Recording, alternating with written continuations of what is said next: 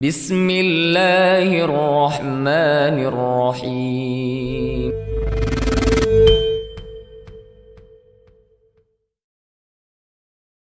Wa ala alihi wa ashabihi wa man tabi'ahum bi ihsanin ila yaumil amma ba'du.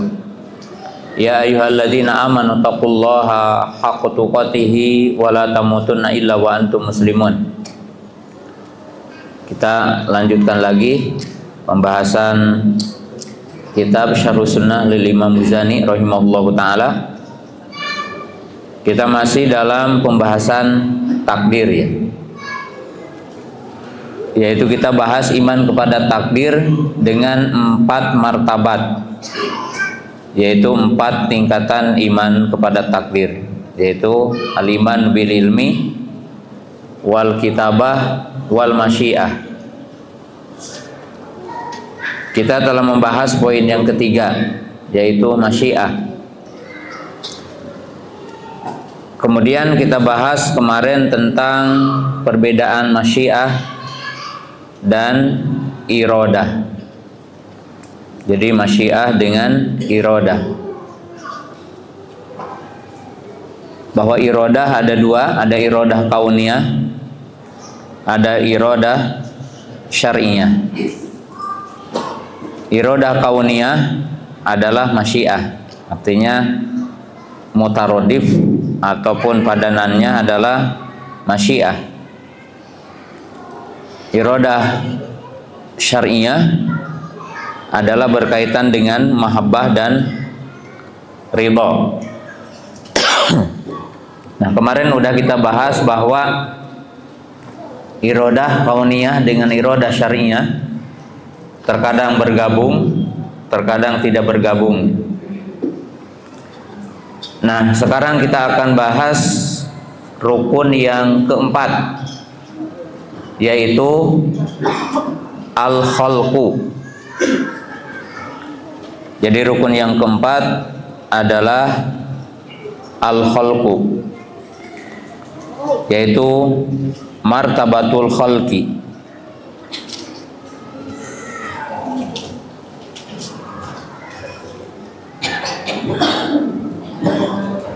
Yang dimaksud martabat yang keempat, kita mengetahui bahwa masih wallahi huwal makhluk, bahwa selain Allah adalah makhluk. Jadi selain Allah adalah makhluk. Yang intinya bahasan kita di sini lebih spesifik ya, karena yang lainnya mungkin udah jelas ya. Yang lainnya udah jelas bahwa iman kepada Allah itu ada 4 ya. Jadi iman kepada Allah itu ada 4 rukun. Al-imanu biwujudihi, al-imanu birububiyatihi, al-imanu biuluhiyatihi, al-imanu bi asma'ihi wa sifatihi. Jadi iman kepada Allah itu ada 4 martabat atau 4 rukun. 1, iman kepada adanya Allah. Kedua, iman kepada rububiyah Allah. Ketiga, iman kepada uluhiyah Allah. Keempat, iman kepada nama dan sifat Allah. Nah, iman kepada takdir itu relevansinya adalah juga bagian iman kepada rububiyah. Mungkin udah belajar ya di kitab tauhid, baik umahat atau para ikhwan, itu udah belajar kitab tauhid bahwa iman kepada rububiyah itu memahami 3 poin ya, yaitu ifradullahi ta'ala bil khalqi, ifradullahi ta'ala bil mulki, ifradullahi ta'ala bitadbir. Bagaimana kita mengesahkan Allah dalam rububiyah atau dikenal dengan tauhid rububiyah, atau dengan kalimat lain iman kepada rububiyah Allah. Maka digambarkan dengan 3 kalimat yang mencakup unsur-unsur banyak, yaitu al-iman bi anallaha ta'ala huwal khaliqu wa huwa al-maliku wa huwa al-mudabbiru. Jadi iman bahwa Allah al-khaliqu, pencipta. Jadi semua makhluk yang ada ini Allah yang menciptakannya. Al-mawjudat, al-kainat yang ada, yang kita lihat semua dari makhluk-makhluk ini Allah yang menciptakannya. Bumi, langit, ya, matahari, bulan, semua makhluk adalah Allah yang menciptakannya, termasuk kita.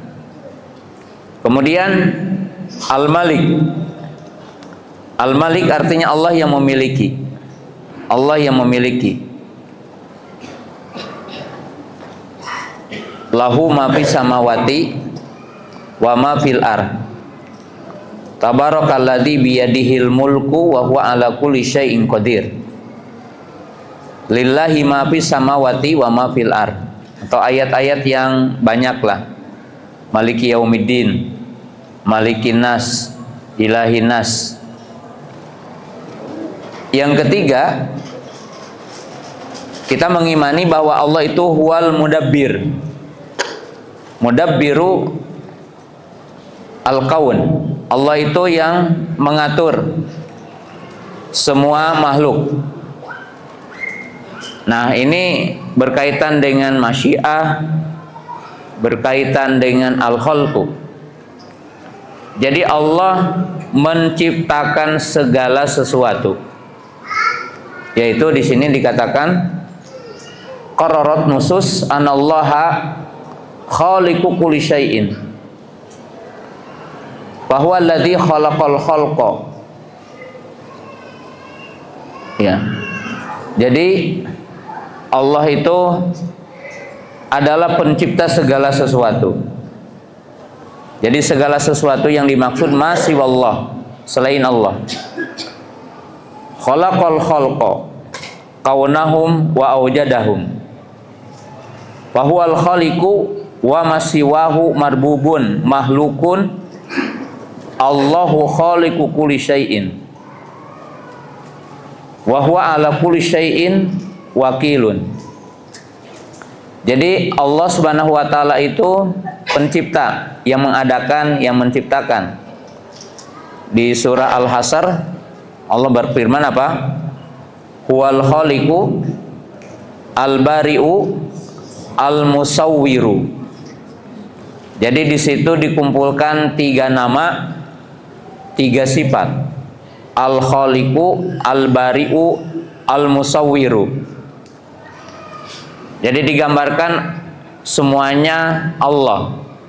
Ya, sebab kalau kita digambarkan membuat bangunan, kan tidak ada orang yang membuat bangunan semuanya sama sendiri, ya. Ada yang membuat apanya ini? Ada yang desainnya dulu gitu ya. Nah, desainnya siapa? Namanya apa? Arsitek ya. Kemudian yang membuat apa ini? Jendela-jendela apa namanya? Kusen. Itu tukang kayu namanya. Nah, kemudian yang ngaduk-ngaduk tukang ya. Kemudian tembok, tukang temboknya. Jadi tidak sendiri, ya. Kalau kita lihat apa itu mobil Innova umpamanya, kan ada yang bikin mesinnya, ada yang masangin pintunya, ada yang masangin bannya, itu semuanya gitu. Tapi kalau Allah Subhanahu wa taala itu pencipta sendiri, maka dikatakan al-khaliqu al-bari'u al-musawwiru. Jadi Allah Subhanahu wa taala menciptakan makhluk tanpa apa? Tanpa memerintahkan, Ya. Dan tidak ada pembantu bagi Allah Ta'ala dalam menciptakan seluruh apa? Makhluknya. Ya.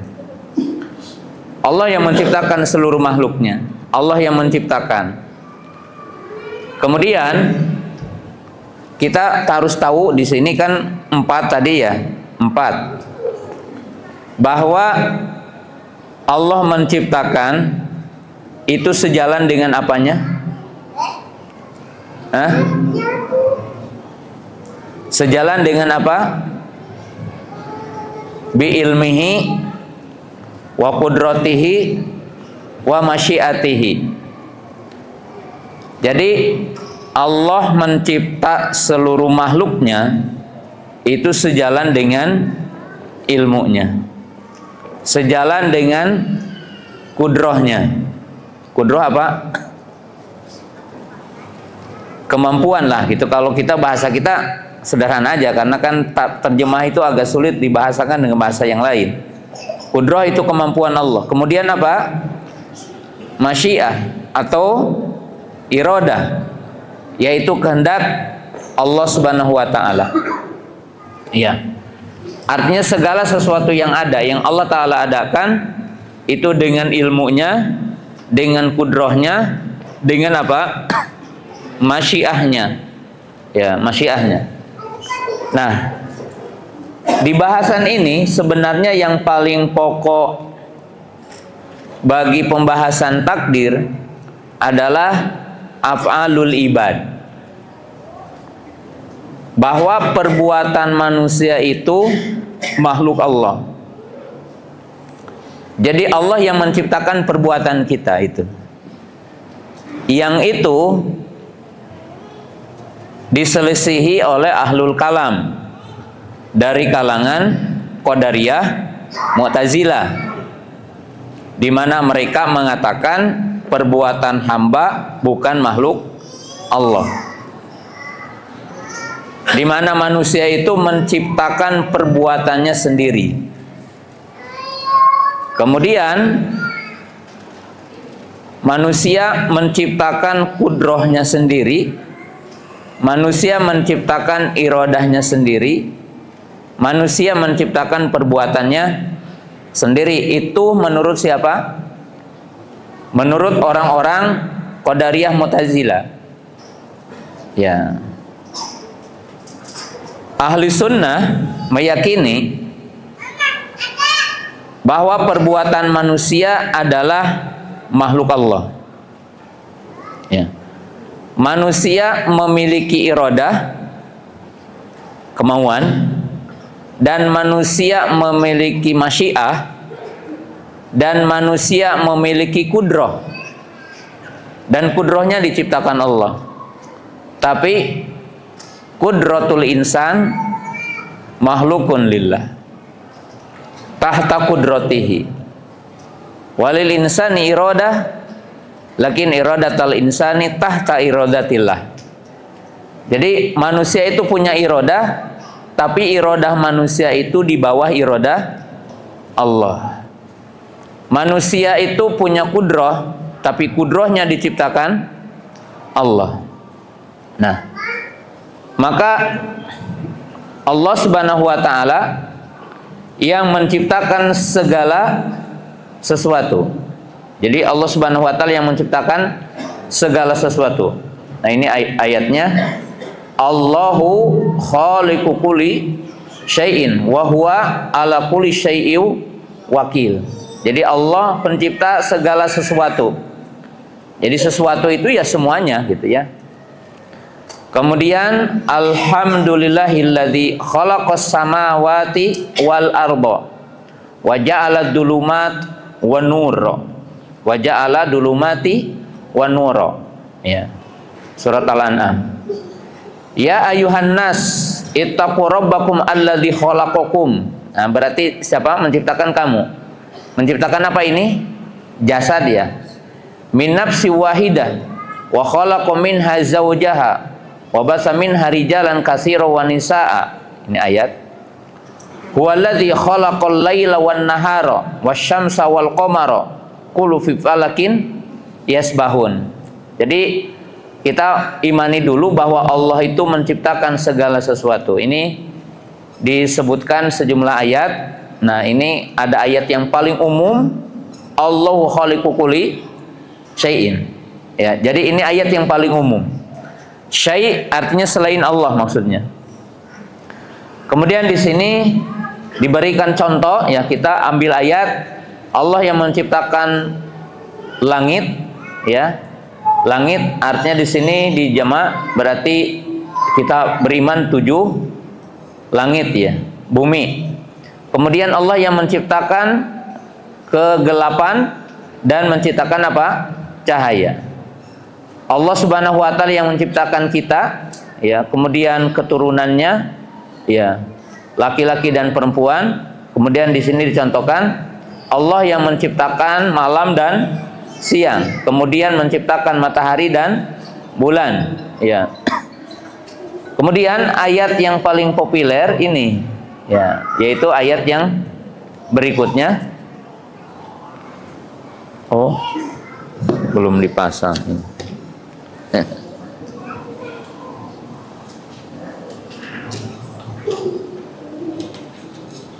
Ya. Nah, ini ayat yang berikutnya. Ini ayat paling jelas, ya, bahwa perbuatan manusia itu makhluk Allah, bukan jasadnya saja.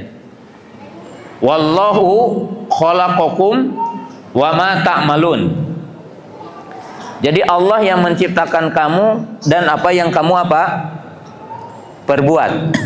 Jadi apa yang kamu apa? Perbuat. Berarti ini perbuatan manusia adalah makhluk Allah. Jadi perbuatan manusia adalah makhluk Allah.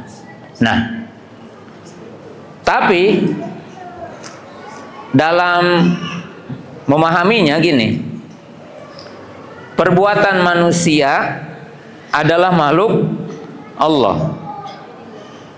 Tapi perbuatan manusia bukan perbuatan Allah, gitu. Paham nggak?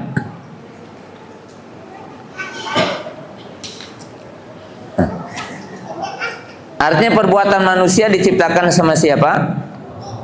Allah. Tapi perbuatan manusia bukan perbuatan apa? Allah. Sekarang perbuatan manusia dinisbatkan kepada dua sisi. Dinisbatkan kepada Allah, dinisbatkan kepada manusia, ya. Kalau dinisbatkan kepada manusia apa? Ya, ayat ini kan jelas wa ma ta'malun, ya. Benar gak? Ayatnya wa ma ta'malun, siapa yang melakukan? Manusia sendiri, ya. Wa ma ta'malun, apa yang kamu apa? Kerjakan, diciptakan sama siapa? Sama Allah. Tapi pekerjaannya dilakukan sama siapa? Hah? Sama siapa? Manusia. Karena Allah bilang apa yang kamu apa? Kerjakan. Nah, maka penisbatan perbuatan makhluk itu dua. Kalau kepada Allah adalah nisbatul ijad. Tahu nggak nisbatul ijad? Hah? Hah? Yang menciptakan kita siapa? Yang menciptakan perbuatan kita? Allah. Berarti adanya perbuatan kita diciptakan sama siapa? Tapi bergeraknya kita mengerjakan diciptakan oleh siapa? Artinya kepada siapa? Kita. Jadi nisbatul ijad. Kalau yang kedua nisbatul apa, Ustaz Dari? Jadi supaya paham, ya, pakai tulisan.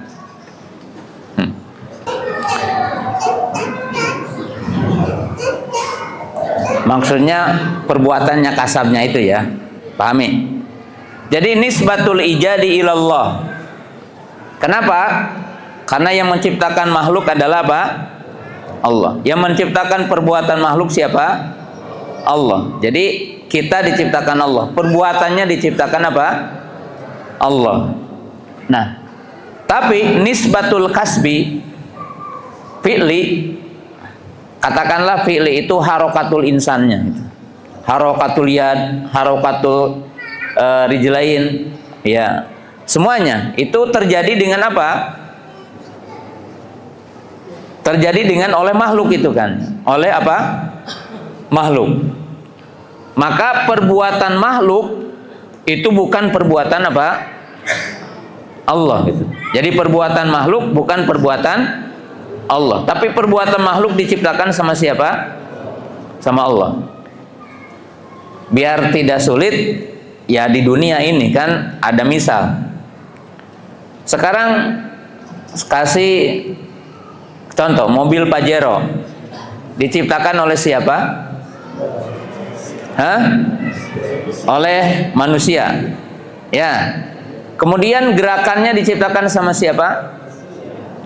Ukuran larinya gitu ya. Kemudian apa? Itu rodanya bergerak, mesinnya bergerak, siapa yang menciptakan? Manusia. Tapi geraknya mobil bukan geraknya apa? Ya kan, betul kan? Hah?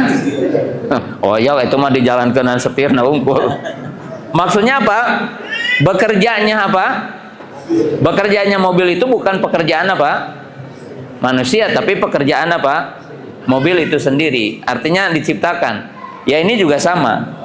Ketika Allah menciptakan manusia, Allah menciptakan kudroh, Allah menciptakan masyiah. Maka berarti apa?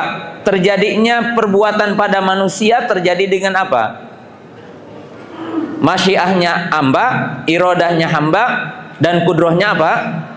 Hamba. Bukan dinisbatkan kepada apa?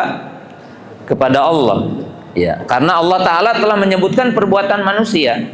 Kan seperti ayat-ayat tentang wa ma kuntum ta'malun, dengan apa-apa yang kamu apa? Perbuat. Bima taksibun, dengan apa-apa yang kalian apa? Perbuat dalam berbagai ayat. Ya. Kemudian ahli sunnah menetapkan bahwa iman kepada takdir itu tidak sah tanpa mengimani 4 tingkatan tadi, yaitu ilmu, kitabah, masyiah, dan al-khalqu. Ya. Yang inti dari al-khalqu itu ayat yang tadi ini, wallahu khalaqakum wa ma ta'malun. Kita meyakini bahwa perbuatan hamba perbuatan hamba adalah makhluk Allah. Yang ini diingkari oleh siapa? Oleh orang-orang Qadariyah, Mu'tazilah. Ya. Kemudian setelah kita paham yang 4 ini, ya, kita akan menyebutkan beberapa kaidah. Kaidah penting tentang iman kepada takdir. Nah, di kesempatan ini saya sebutkan satu aja. Ya.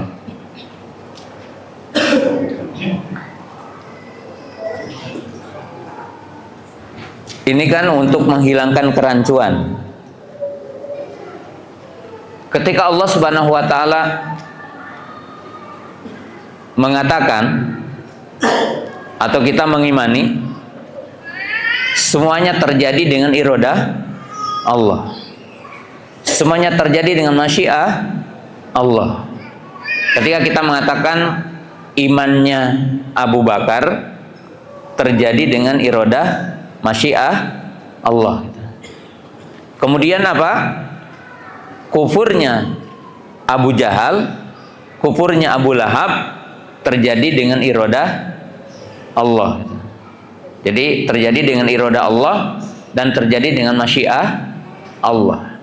Karena tidak ada yang terjadi di muka bumi kecuali karena kehendak Allah. Masya Allahu kana wa lam yasha lam yakun.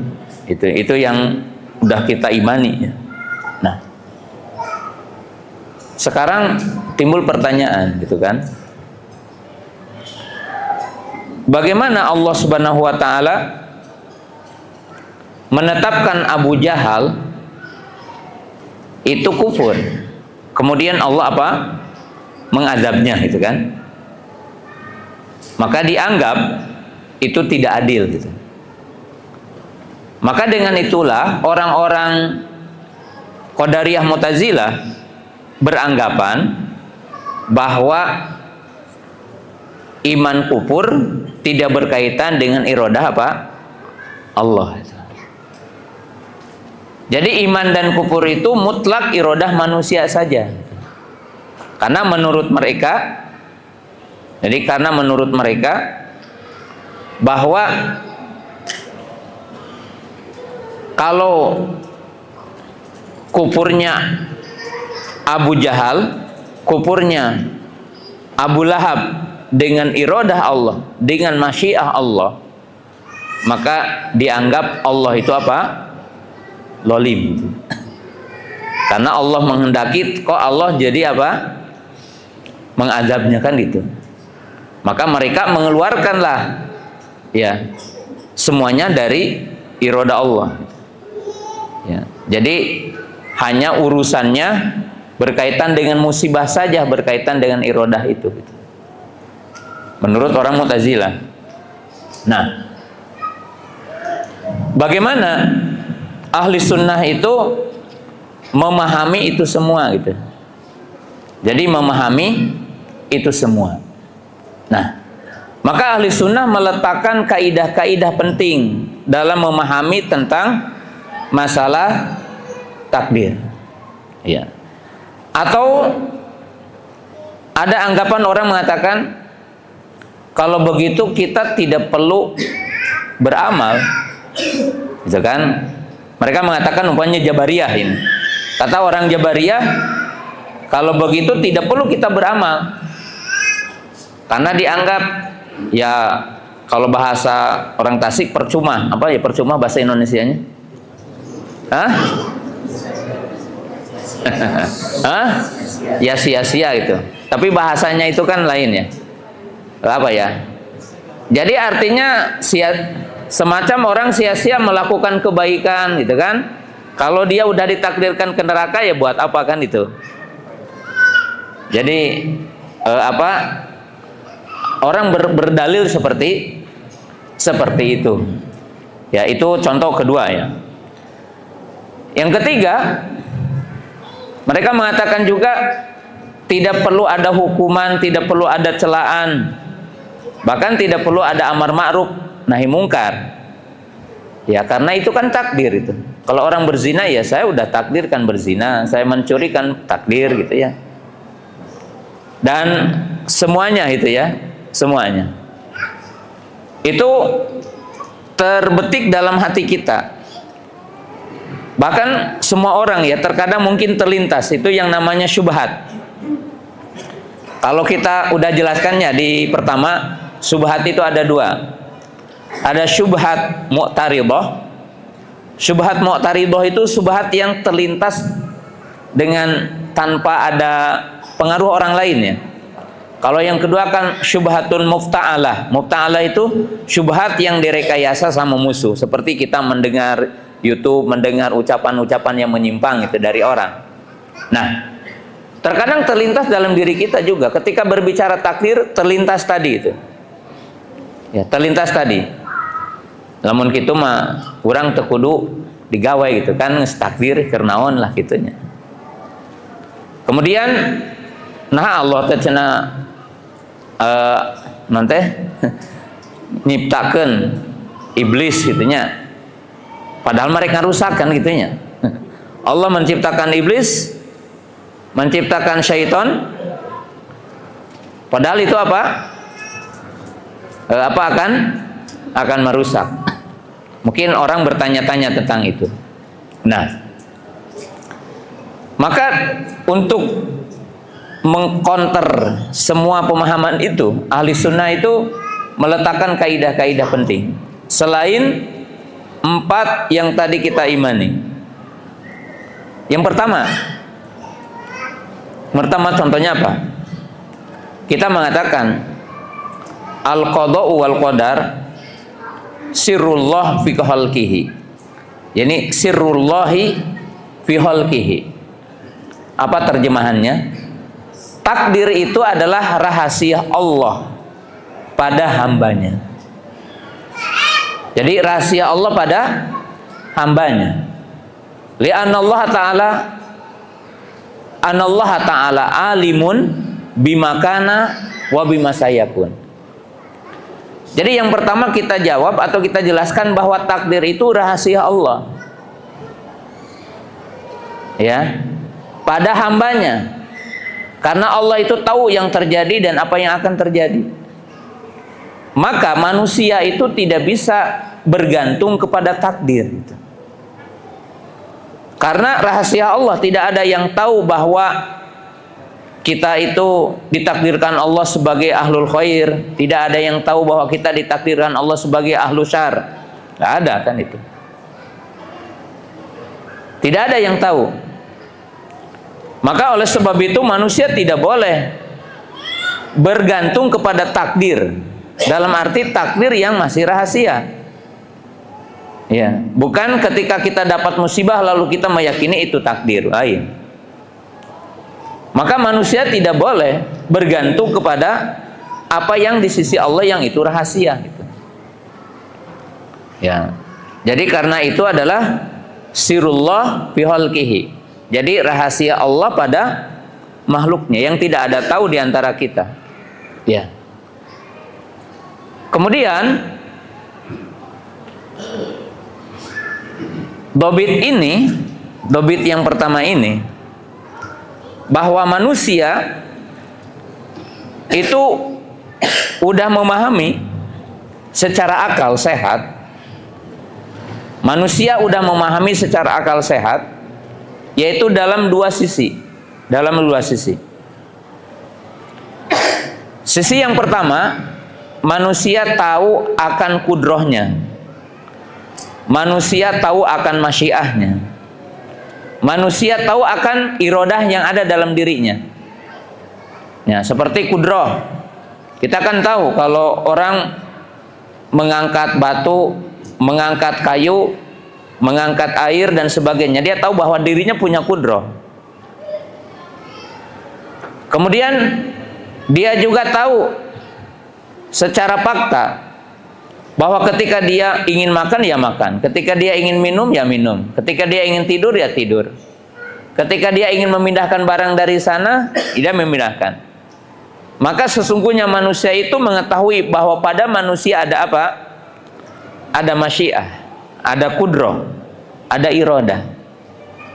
Nah, tapi dari sisi lain, manusia pun tahu secara fakta bahwa semua masyiah yang dia ada dalam dirinya dan semua kudroh yang ada dalam dirinya itu tidak bisa dilaksanakan dalam waktu tertentu, yang menunjukkan ada kudroh di sana dan ada masyiah di sana yang mengaturnya, kan itu.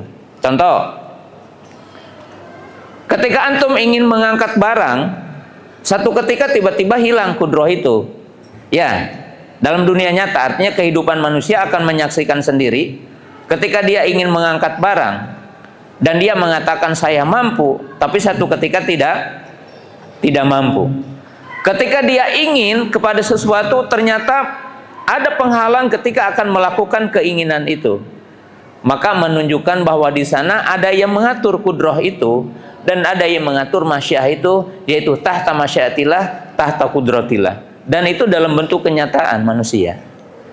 Nah, maka oleh sebab itu manusia itu tahu secara akliyah, secara nadoriyat, kemudian secara fakta itu tahu sebenarnya gitu.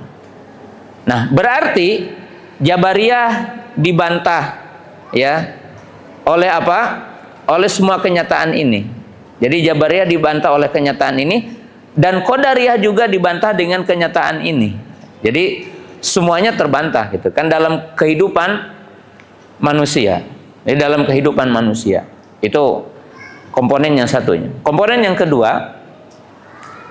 kedua, ya, bahwa manusia itu ketika dia berpikir tentang takdir, pasti dia hanya takdir ukhrawi dan dia tidak berbicara takdir duniawi. Gini ya, maksudnya gini, harus dipahami. orang pasti berhujah dengan takdir kalau itu ukhrawi. Contoh, ya saya akan mencuri, ini takdir. Saya ini berzina, takdir. Saya ini kayak seperti ini. Kalau ada orang yang ngajar saya kayak seperti ini, takdir saya ini. Ngajar gaya seperti ini, saya kesiangan, takdirnya. Umpamanya antum ada bilang, ya, kata Ustaz Datim, kenapa qadarullah ma syafa'al gitu kan? Itu berhujah itu. Ya takdir saya kesiangan gitu kan. Takdir apa? Kesiangan. Tapi orang yang sehat itu tidak akan bertakdir dalam urusan dunia gitu. Ya, dalam urusan apa? Dunia. Karena semua manusia akan mencari sebab untuk kemaslahatan dunia. Ya, kita berikan contoh. Kalau saya kasih contoh orang, ini aya tanah nu lendo, tanah yang gembur, jeung tanah nu tandus. Ana bilang, ini setengah hektar tanahnya gembur, setengah hektar tanahnya apa? Tandus. Sok pelakan non pare. Ada nggak orang yang sehat tiba-tiba nyangkul tempat yang tandus? Itu tidak mungkin ada orang ya apa? Mencangkul di tempat yang tandus dan dia meninggalkan tempat yang gembur itu kan. Kalau antum sekarang dikasih pilihan, ya dikasih pilihan tong berkaitan dengan agama heula itu. Ada tempat kerja upahnya 15 juta. Di pekerjaan yang sama antum upahnya 5 juta. Orang sehat kira-kira milih yang mana? Lamun mirah cenah urang manglilun 5 juta begitu. Berarti kurang sehat akalna. Ya. Pasti secara akal sehat dia akan mencari yang 5 juta. Nah, itu menunjukkan bahwa manusia tidak akan pernah gitu kan beriktiman dengan mengatakan ya takdir gitu kan. Aina melak dino naon? Melak dino tandus, lamun Allah nakdirkeun alus mah bakal alusnya, gitu kan? Rek naon cenah melak dino gembur gitu ya. Karena kita percaya kepada takdir. Nah, dalam kehidupan manusia ini itu tidak ada seperti itu. Nah, maka kaidahnya apa? Kaidahnya itu, kaidah yang kedua, saya cerita dulu sebelum kaidah. Tadi kan kaidah dulu baru cerita. Ini cerita dulu baru kaidah. Maka kaidah yang kedua itu yaitu apa? Al-imanu bil qadar la yamna'ul amal gitu kan.